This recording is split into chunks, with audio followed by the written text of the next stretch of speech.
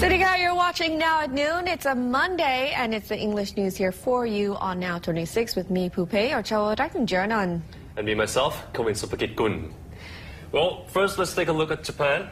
It seems like Japan is pushing Thailand for a smooth transition into AEC in 2015. As today, Japan International Cooperation Agency, or what we call JICA, is holding a 60th anniversary. And we have a reporter there, Kun Tawanrat. She was there. This year, the government of Japan and Japan International Cooperation Agency, or JICA, mark 6 decades as a bilateral donors through Official Development Assistance, or ODA, which aims to provide help to developing countries by giving them funding and technologies.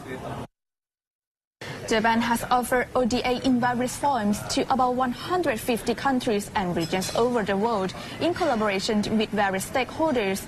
Such contributions has achieved other considerable achievements, such as bolstering friendships between these countries and Japan, strengthening exchange between people throughout the world and the Japanese people, and improving Japan's position in the international community. One of the largest ODA loans which has just been allocated recently to Thailand was to finance the mass transit system project in Bangkok, or the Purple Line train that would connect Bang Sue in Bangkok and Bang Yai in the neighboring Nonthaburi province. The funds were for both consulting services and civil works, covering elevated structures, stations, depot, and park and ride buildings, as well as track works. Today, Thailand is moving forward to become a country that is the development partner of Japan, working together to provide assistance to other developing countries, particularly those in the Mekong sub-region, in capacity development and preparation for the integration into the ASEAN Economic Community in 2015. JICA insists that Japan will continue the Official Development Assistance, or ODA, in order to provide assistance to Thailand and countries in Mekong sub-region ahead of AEC in 2015. Tawanrat reports from Now 26.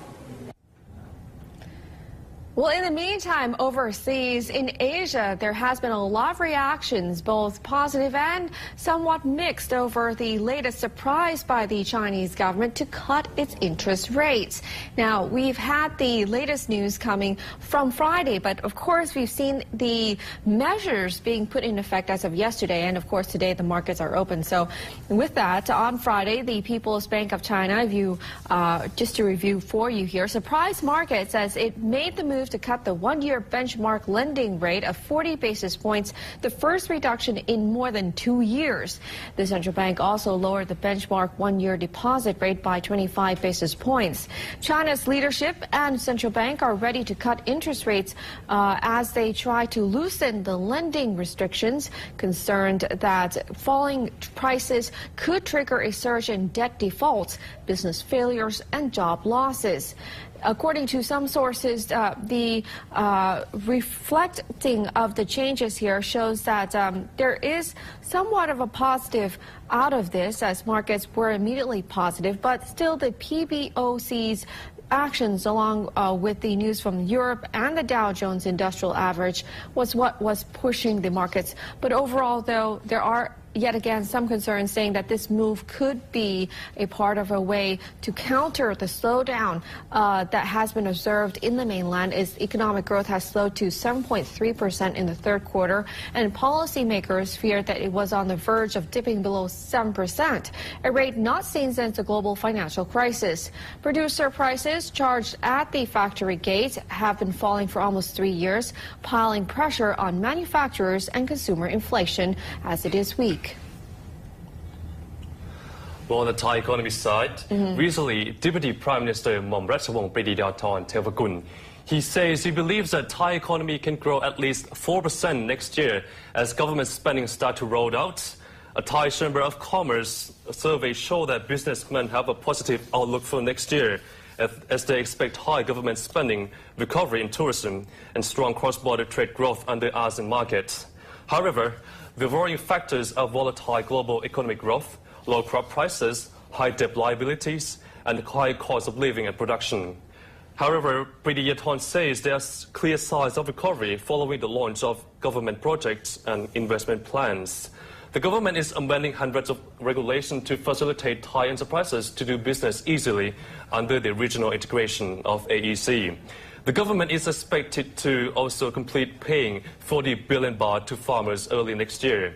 According to the University of Thai Chamber of Commerce estimates, the Thai economy next year could grow in the range of 3 to 5% compared to the average ASEAN growth forecast of 5.4%.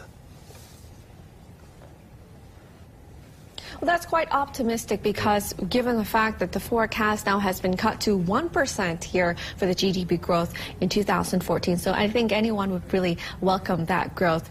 In the meantime, so there is still mixed feelings with the Prayut administration. A lot of positive and negative balancing out of the various surveyed questions here, whether it is from academics or to the private sector. There are still mixed feelings towards the military government as part of the private sector welcomes stimulus from the junta, but there are still concerns over martial law and potential violations of rights. The nation recently had a group of academics and officials give their opinions over the government's performance, in which the grade given ranged from a negative 10 out of 10 to a 10 out of 10. So that's quite a very big range there.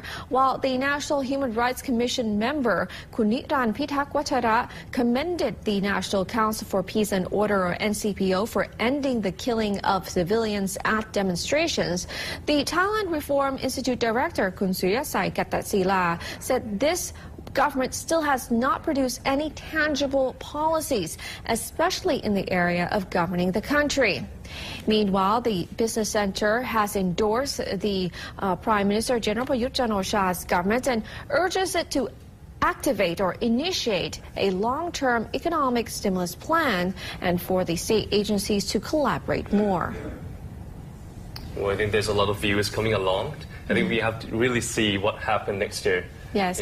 Well, let's take a short break, and of course we'll say goodbye to you. Couldn't go in. Thank you for reading with us here. But up next, stay tuned. We'll be talking about the potential impact of the surprise interest rate cuts in the mainland China onto the ASEAN region.